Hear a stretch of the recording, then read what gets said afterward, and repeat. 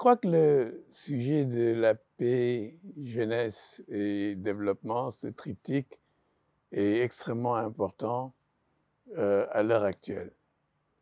Parce que nous connaissons une période de transition au pluriel, des transitions démographiques, des transitions économiques, des transitions politiques, des transitions technologiques. Et au cœur de toutes ces transitions, il y a deux problématiques majeures qu'il faut considérer, c'est celle du développement et celle de la jeunesse.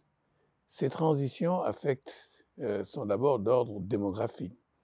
Le monde est un monde jeune, en particulier l'univers africain est un univers dominé par des jeunes.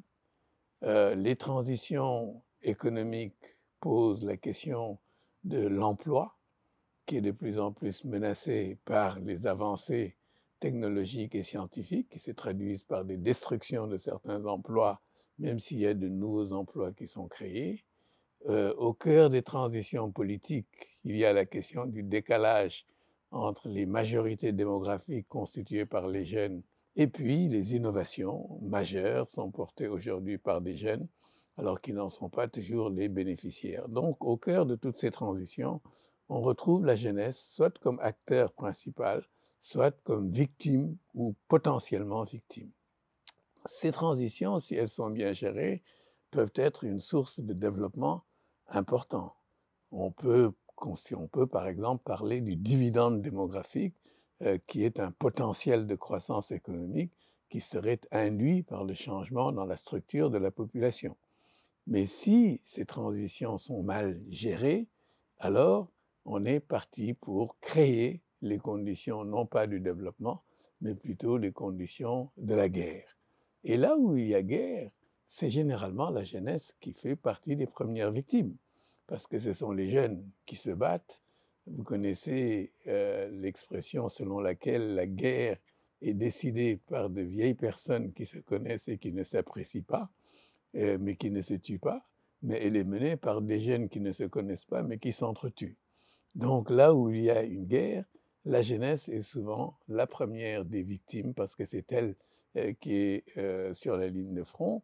Mais même si elle n'est pas victime directe des conflits, la jeunesse devient victime parce que là où il y a conflit, il y a un détournement de ressources qui devrait être alloué qui devrait être alloué aux secteurs sociaux, et il y a ce détournement de ressources au profit des dépenses militaires. Et donc, indirectement, la jeunesse est impactée négativement parce que lorsque l'on ferme les écoles, lorsque le système de santé s'écroule, les premières victimes, ce sont évidemment les jeunes. Et quand on fait de tels choix, on insulte l'avenir, et l'avenir, c'est les jeunes. Donc, il y a véritablement un lien très étroit entre transition démographique, développement social et politique et paix paix ou guerre.